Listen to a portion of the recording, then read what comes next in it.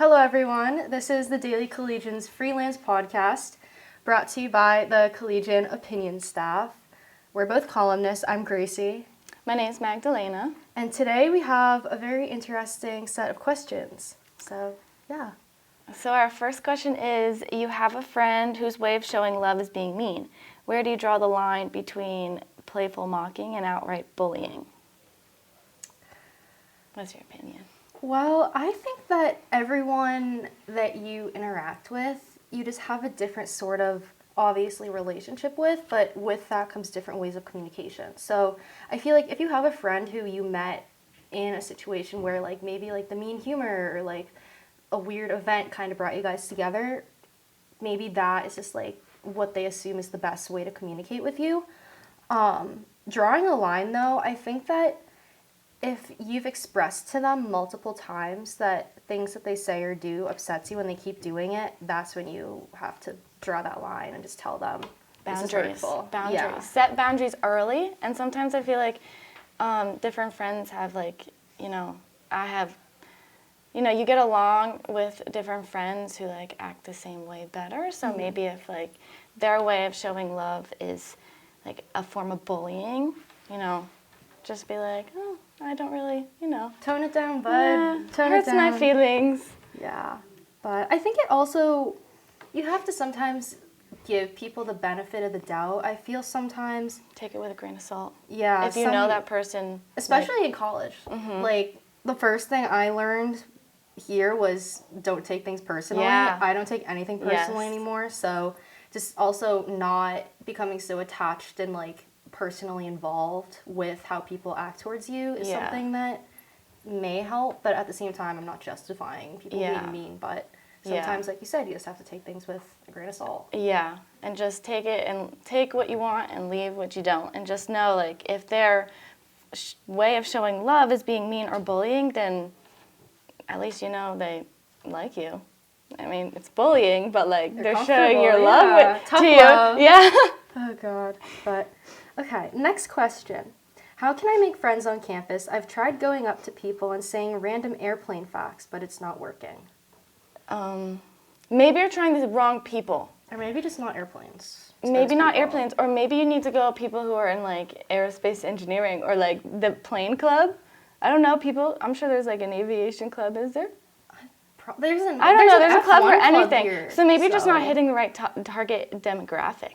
True. You got to adjust to the situation. Yeah, you got to know your audience. Exactly. Or, like, in Apples to Apples or, like, Cards Against Humanity, you got to, like, know your judge. Oh, yeah. Yeah, the judge. If it's just like the last question, if it's someone who they have a darker sense of humor, you play those darker cards. But if it's someone who's lighter, like, you have to learn how to adjust. Yeah. Not just, you can't play the same, you can't put on the same facade for every single person. Yeah. Maybe try different random facts. I don't know, maybe not just... Or maybe just don't try. Which sounds so bad. But sometimes when you want something so bad, you just try so hard and then it kind of... I'm not saying it scares people away, but just trying too hard I feel like if you obsess over things, sometimes it, like, people feel your energy and they're like, no. Yeah. Or, like, how can you make friends on campus? Well, that's, like, a whole nother question, too. Join clubs. Join clubs that you like. Thon, yeah. Join the Collegian. That's a plug. Selfless, we're very nice here. Plug. Oh, yes. Amazing. We don't the bully culture here? We don't bully in form of showing love, most of us. Yes. Yeah. I don't. No. I don't know. Join... I feel like what you put, especially if you're a freshman, what you put into it is what you're going to get out of it. Exactly. So, I mean, if you stay in your dorm all the time, you're not going to make friends. But, like, you got to put yourself out there.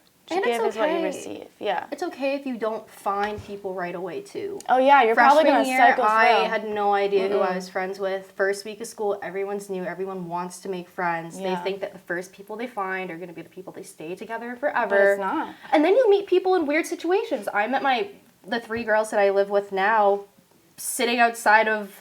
I was in East freshman year, sitting outside of Finley Commons in the rain. And I went up and I said, hey, are you okay? And they were like... No, and I'm like, yo, like, let's talk about it. Me either. No, I'm just kidding.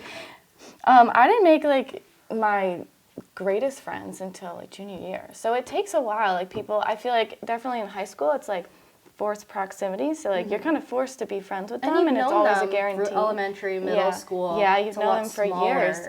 But now in college, you just get thrown in, and then you're like, it's like a whole, especially Penn State, 50,000 people. Like you meet this different people on your walk to class. Although I do see like the same people. It's always the random same people. It is, yeah. I don't know what, and it's usually the people you don't want to see that you just Exactly. always see. Or, you know, the theme is this year is that I'm seeing people that I know look familiar that like I'm pretty sure that they were in my dorm, like people from freshman year that I have not seen in years, and I'm like, I know your face. Everyone's connected. I know. It's such a small world. Was that 6 Degrees of Kevin Bacon? I did a column on that. She did do it. You should read that column. That was a good column. Yeah, but that was funny. I love small world coincidences. And I think to end this question, something that you also have to take into consideration is it's college. Everyone is still trying to figure out who they are too. If they don't know who they are, they're not going to do well integrating new people.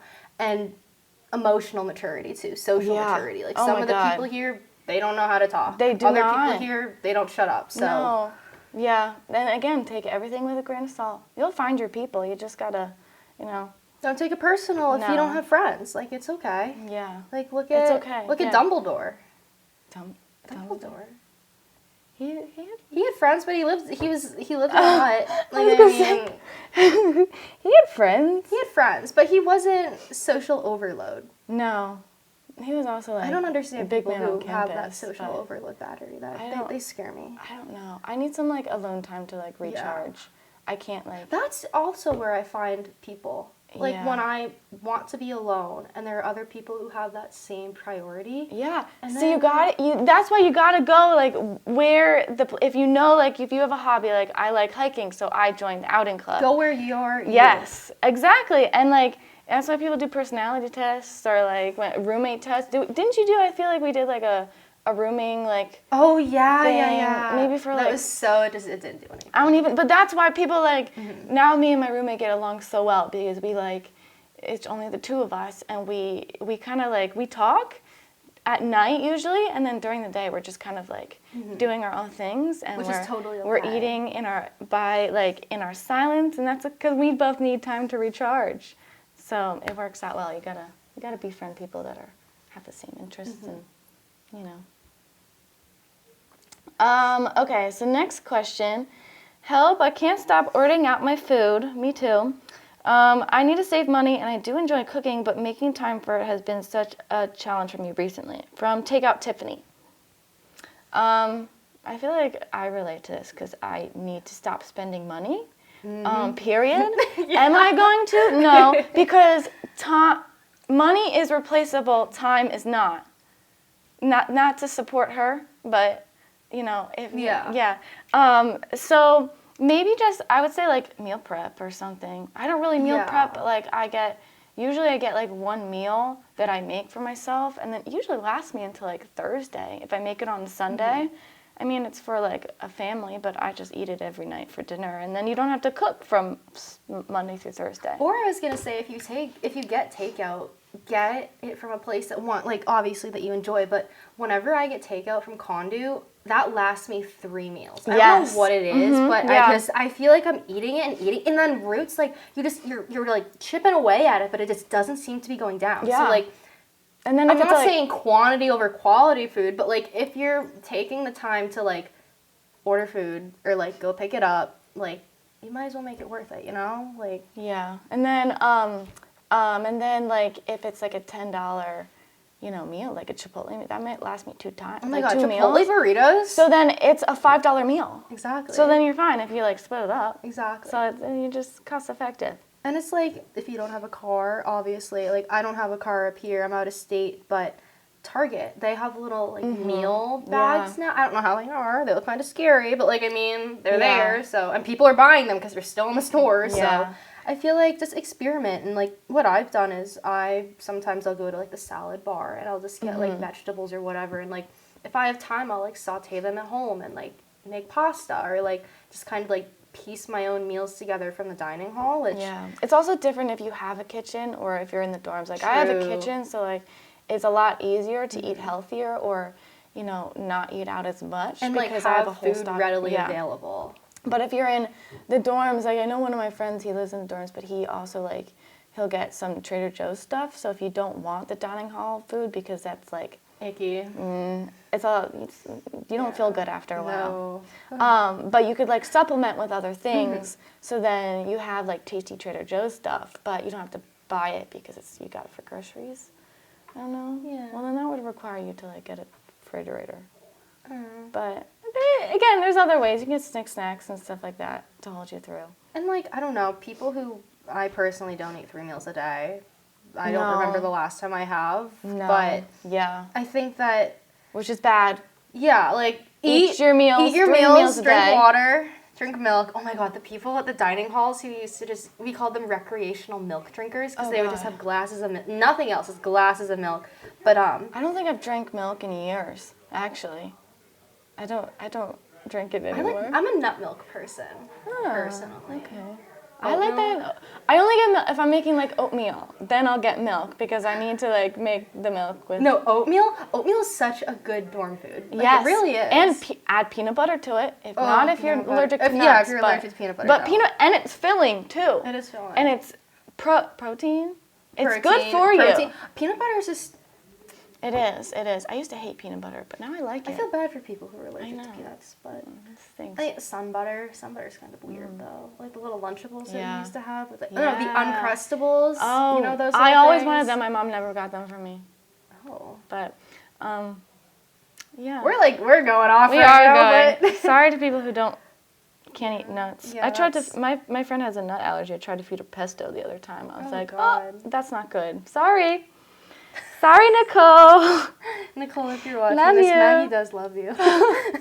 So the last question that we have today, It's a it's a doozy. bit weird, but it'll get our brains going. Okay, hear me out. I have really small feet, and it's been a big insecurity of mine ever since my high school bully, Gonzalo Pugros, pointed them out and made the whole class laugh at me. So, here's where you guys come in. My little sister and her 3 friends gave me money to buy them Taylor Swift tickets. Should I sell them and book a foot enlargement surgery, or should I let them go to see that country girl? I'm in a pickle. Please help. I don't even. There's just a Okay, lot so let to me it. just disclaim. Apparently, people bully people for feet size because my friend was just literally just she had in elementary school she would wear those like Converse, pink Converse, and one of the people in her grade said that she had clown feet because she had big feet, and so she was bullied about it, and so now that is an insecurity, but. I don't know. Should she buy them? I say, personally, coming from a small foot person, someone who's always had small feet, like, I used to play club soccer, and my nickname was Princess Toes, because I had tiny feet. Small feet, smaller shoes, you can shop the kids section. Apparently Cheaper you get- shoes, that's what yeah. I do. Like, I mean, I wouldn't want to get a foot enlargement surgery. That sounds weird, and doctors who specialize in that, personally, I think kind of... And if you get a foot enlargement surgery, maybe then people are going to be mean and now they're just going to comment on your bigger feet. Like, don't take it personally. No. It's I think it's not you that should deep. you should be happy with how you, I don't know what How to say. how you were given your foot, your feet. Yes, yes. And your sister can still go to You Taylor are Swift. perfect just the way you are. So what's the deal with the tickets? The Taylor Swift tickets, though?